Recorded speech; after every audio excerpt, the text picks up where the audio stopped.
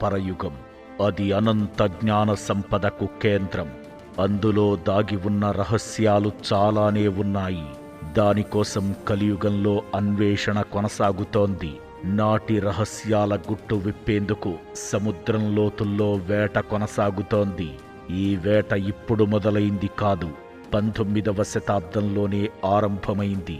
1960లో పుణేలోని Deccan college సముద్ర గర్భంలో తొలిసారిగా తవ్వకాలు జరిపింది. 1979లో భారత పురావస్తు శాఖ మరో ప్రయత్నం చేసింది. ఈ తవ్వకాల్లో వారికి పురాతన కాలం నాటి పాత్రలు కొన్ని లభించాయి.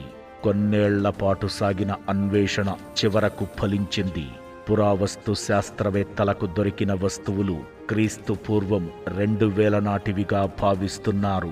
వాటితో పాటు సముద్రం అడుగున రాతి దిమ్మెలు, స్తంభాలు వంటి